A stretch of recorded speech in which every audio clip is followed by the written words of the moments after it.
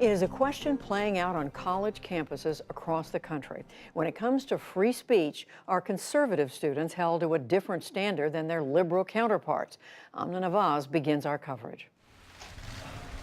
With a stroke of the pen, President Trump issued an ultimatum to U.S. colleges. Universities that want taxpayer dollars should promote free speech, not silence free speech.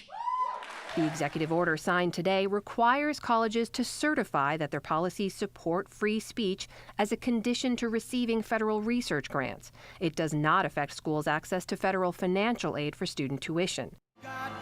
President Trump first proposed the idea to a gathering of conservatives in Washington earlier this month. We believe in free speech, including online and including on campus. He brought on stage conservative activist Hayden Williams. They want our dollars, and we give it to them by the billions. They've got to allow people like Hayden and many other great young people and old people to speak. In February, Williams was recruiting on UC Berkeley's campus when he got into an altercation with this man, who then punched Williams in the face. That man was arrested and charged with assault, and the university condemned the attack. Williams spoke to the NewsHour while in Washington earlier this month. Well, I think there's a culture on college campuses that sort of promotes one side over the other, and conservatives are in the minority on college campuses across the country. But the incident reignited the campus free speech debate with a focus on conservative voices. In 2017, UC Berkeley saw a series of protests after conservative voices, some controversial like Milo Yiannopoulos, Ann Coulter, and Ben Shapiro, scheduled campus events. Many of the events were either postponed or canceled.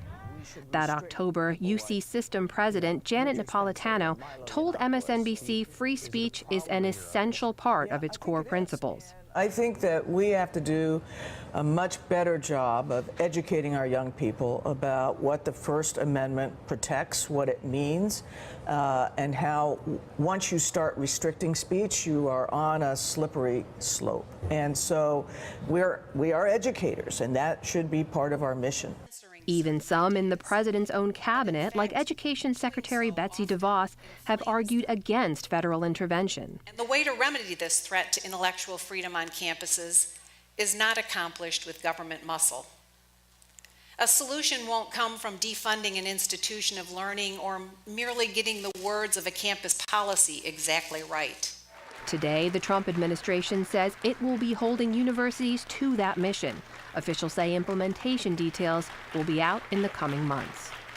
Let's further explore now the state of free speech on college campuses with Jerry Falwell Jr. He's the president of Liberty University and was at the White House today as President Trump signed this executive order.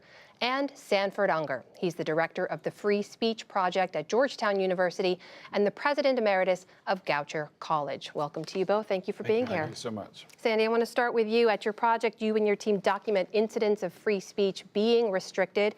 You wrote in an opinion piece, there's an epidemic of challenges to free and open expression. Do you support what the president did today? I do not think that what the president did today has any particular meaning at all, Amna. We, at our Free Speech Project at Georgetown, are examining incidents where free expression is challenged around the country in several different categories. We've got more than 200 of them now on our online tracker. And what we find is that speech is challenged across the political spectrum. This image, the stereotype, the cliche that it's primarily noble conservative thought that's being challenged by crazy, fanatical liberal students and professors just doesn't bear out. The facts don't support it. There are many instances where conservative speech is challenged, and they get a lot of attention. Some of the people that were in your piece are well known. They expect disruption, they encourage disruption, and they get it.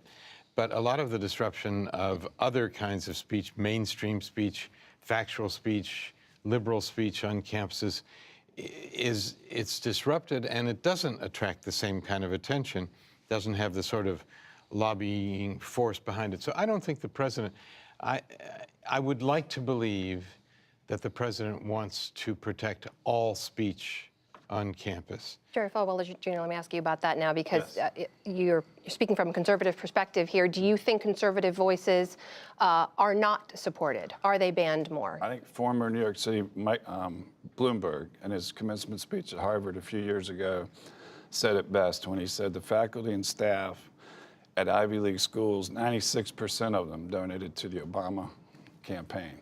And so it can't be argued that the vast majority of the faculty and staff at most major elitist universities are one-sided in their viewpoints, and it's the liberal side. And so how that translates into whether or not they allow free speech, you hear examples all the time of how conservative ideas are just not given the same respect that liberal ideas are given. Well, we hear examples all the time, but you heard what Sandy just have to say. Are we just talking about them more because they get more attention? I just don't see how 96% are on one side and could be fair. You know, I'm not sure that's a meaningful statistic. And besides, what is the remedy if you have a lot of professors on campuses sympathetic with Democrats or giving to Democratic causes? First of all, I'm not sure. Well, Mayor Bloomberg was I understand. He was chastised. Well, whether it's Harvard. Mayor Bloomberg or anyone else, he has no special credibility on this matter. How would you suggest? I mean, President let me Falwell, ask you this, if you don't mind. Jerry Falwell Jr., let me ask you this. In the president's expression today, the idea is that all free speech will be protected. Do you believe that everyone should be granted a platform on university tomorrow, campuses? Alan Dershowitz is our speaker for our convocation. We have 2 a week for 10,000 students that attend that particular event. And he's just one example. Jimmy Carter was our commencement speaker. Bernie Sanders spoke at Liberty. He was given the utmost of respect by the students. Well, even most students didn't agree with him. That's the way it ought to be. There ought to be ideological diversity on campus. When I was president of a small liberal arts college in Baltimore, I made it a point to invite speakers from across the political spectrum. And of course we should do that. And I don't favor shouting down any speakers. But my point is just that there is not just a problem on one side. If you listen to it with both ears open and you watch it with both eyes open, there's a problem across the political spectrum. Let me put this question to you. Let me put this question to you, Sandy, if you don't mind. It's true that conservative students are an ideological minority on most university campuses. That is probably true. Is it incumbent upon university systems to then make sure the rights of that minority, including free speech, are protected? Of course. Oh, of course we should protect the free speech rights of all students on campuses. I think we deal too much, though, in stereotypes and cliches. First of all, I don't think all of us, students, faculty, staff, citizens, should be compelled to reveal whether we're on one side or the other. It's much more complicated than that. And I think students, when you have discussions with students, I teach now at 2 universities, and when you have conversations with students, you discover that their views are not so easily pigeonholed when you spend meaningful time with them. Everyone comes to college with a different understanding of just what free speech means and with very individual impressions. And I think it's ridiculous to try to categorize, well, what percentage? How do we find that out? I mean, Well, do let we me ask you take about a survey? that idea of free speech. A lot of this is definition, right? The argument being that when free speech goes into hate speech or discriminatory speech, that should not be given a platform. For example, a lot of the ideas that may be held by some conservative speakers who've been shouted down before are bigoted towards gay Americans or trans Americans or Americans That's why there's of a other First faiths. Amendment. Who decides what's hate speech and what's not? I mean, and when you have 96% of one persuasion making that decision, then it's going to come down lopsided. Well, you go back to all that the time. statistic again, but as someone who's in charge of seeing who gets a platform and who doesn't, where do you draw the line? We invite a lot of liberal speakers who won't come because they know that Liberty's a conservative school. You don't have to be a conservative to attend Liberty, just like you don't have to be a liberal to attend Harvard. Well, do you think that they, well, of course not. I mean, I teach at Harvard, and students are not categorizable like that. Certainly in my seminars on free speech at Harvard, I would say there's no way to predict the political. These are stereotypes. These are names. No, students, a lot of them haven't developed their political Well, and that's a good ideology thing. yet. That's a good thing. Because I know when I was in college, I was worried about what job I was going to get, who I was going to marry, you know, everything except politics. You know, the older guys with the ties were the ones that made the decisions anyway. So now you're one of the older guys with the ties. Right. Let me ask this of both of you then. As the person who makes some of these decisions, how do you enforce something like this? Where is the line between free speech and something that could be potentially dangerous to some of your student body? Well, the executive order curbs research dollars to universities who don't permit free speech, and I don't know how you define that and how you police it, but I think the bigger problem is the federal student loan issue, and that's what was discussed today. I think the president is going to step further very soon and is going to try to single out the bad actors who have gone out of business, who have not given their students the education they promised.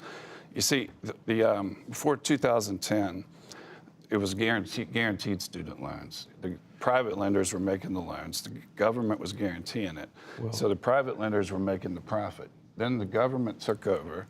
Since they were guaranteeing it anyway, I think they should have taken it over. You think by the president tying this to financial means in some way, it has a sense of urgency to it? The government should earn the interest income because we don't have much more than a minute left. I want to make sure we can get into this. One Andy, go ahead. One of the president's claims is that universities that don't respect free speech in his terms, we don't know what those terms are, who will decide, who will make up the list, whether it'll be him staying up late at night or some other process than that people will be denied research funds. And my only fear about this, I think in general the executive order won't have much effect, but my worry is that ultimately important cancer research could be defunded because somebody offends Milo Yiannopoulos, whom the president supports. We've got about 30 seconds left. Do you share that concern? Do you share that concern? Colleges don't operate like businesses. We operate like a business.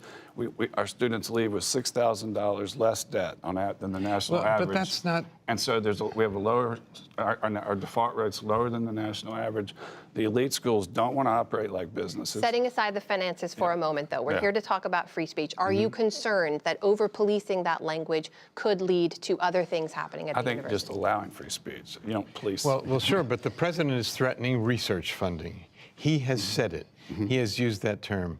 I'd like more definition of what are the grounds for cutting off important research, patriotic research, research to keep Americans safe, healthy, secure for the future, because a speaker was shouted down at a campus? Or a speaker was disinvited because students... that would be a reason to cut off the research? And this debate is surely going to continue, gentlemen. We're going to have to leave it there, but I thank you both very much for being here. Jerry Falwell Jr., Sanford Ungar.